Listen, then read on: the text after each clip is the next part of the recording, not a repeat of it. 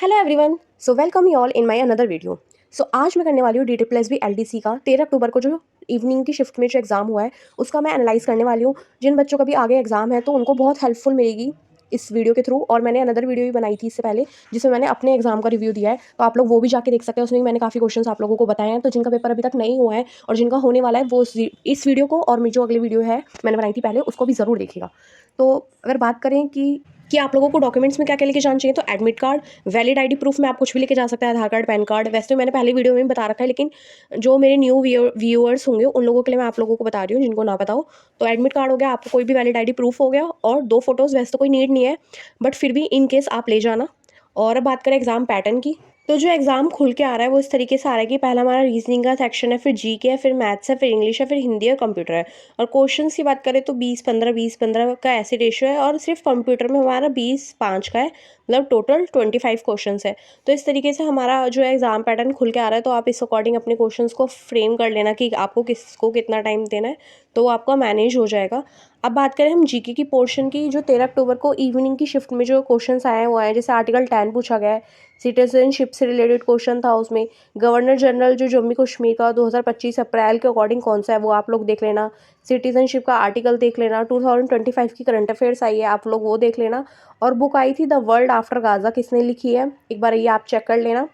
और peninsular plateau में कौन कौन सी रिवर बहती हैं, इससे रिलेटेड भी क्वेश्चन आया था। और अमेंडमेंट्स भी आप लोग सारे ज़रूर देख के जाना। तो आप लोग कुछ कुछ बुक्स तो देख ही जाना, और करंट अफेयर्स तो आप लोग मस्ट देख ही लेना। और जिनका अभी इतना ज़्यादा टाइम नहीं है कि आप लोग इतना ज़्यादा देख सको, तो जो जो मेन टॉपिक्स हैं उनसे रिलेटेड करंट अफेयर्स ज़रूर देख के जाना, 2025 की भी और कुछ कुछ 2024 की भी आप लोग ज़रूर देख के जाना।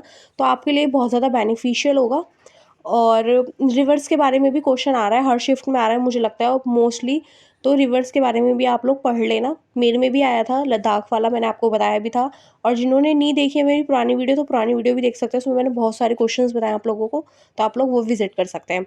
अब इसके बाद बात करें अगर रीजनिंग की, तो रीजनिंग में ये चीज़ देखी जा रही है कि जो 7 से 8 क्वेश्चन है ना, सेम पैटर्न बेस्ड पे आ रहे हैं। तो आप लोग उस तरीके के लिए ना माइंड सेट प्रिपेयर करके रखना। और सीटिंग अरेंजमेंट से भी काफ़ी क्वेश्चंस आ रहे हैं, किसी किसी शिफ्ट में तो बहुत सारे क्वेश्चंस आ रहे हैं सीटिंग अरेंजमेंट के। तो जिसका भी अगर ये वीक है तो उसको स्ट्रॉन्ग कर लो।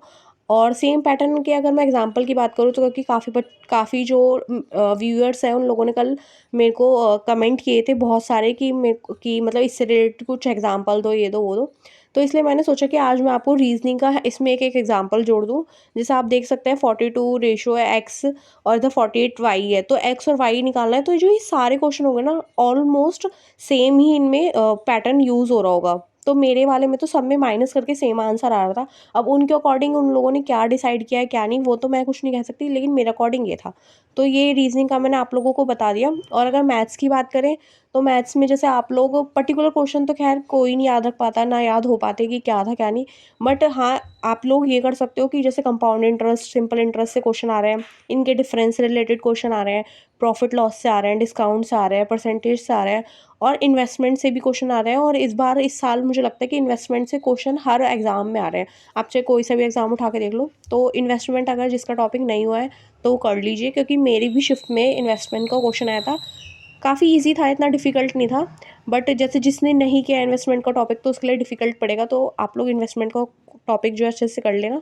अब बात करें इंग्लिश की, तो कल मेरे को बहुत कमेंट आए थे कि इंग्लिश के लिए क्या करें और कहाँ से करें और किस किस तरीके के क्वेश्चंस पूछे जा रहे हैं। तो क्वेश्चन की बात करें तो आर्टिकल से भी क्वेश्चन आ रहे हैं, पैसेज भी आ रहा है आर्टिकल में कि मतलब एक दो क्वेश्चन आ रहे हैं पैसेज में भी आर्टिकल के। तो आर्टिकल तो आप लोग मस्ट कर लेना।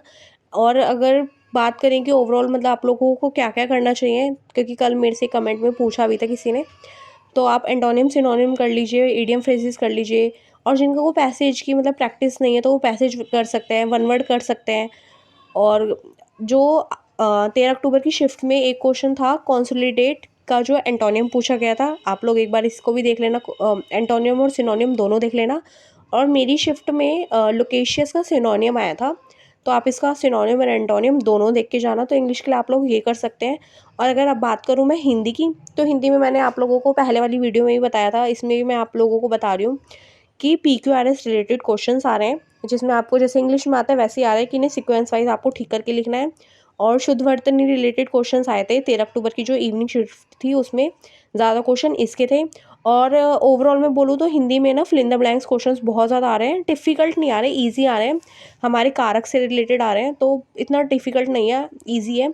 और अब मैंने जैसे कल की वीडियो में बताया था कि अतिरिक्त वाक्य रिलेटेड जो क्वेश्चंस आ रहे हैं आप लोग वो भी एक बार प्रैक्टिस कर लेना, जिसमें से 3 ऑप्शंस जो होंगे वो एक टॉपिक के बारे में होंगे और जो 4th वाला होगा वो अलग ही टॉपिक के बारे में होगा, तो आपको उसको ही मतलब निकालना है। तो इस तरीके से क्वेश्चन थे, तो आप लोग इसकी प्रैक्टिस कर सकते हैं। और हिंदी में तो आप लोग जितना हो सके विलोम, पर्यायवाची सबको कर देख लीजिएगा, क्योंकि इससे बहुत ज़्यादा हेल्प मिलेगी आप लोगों को।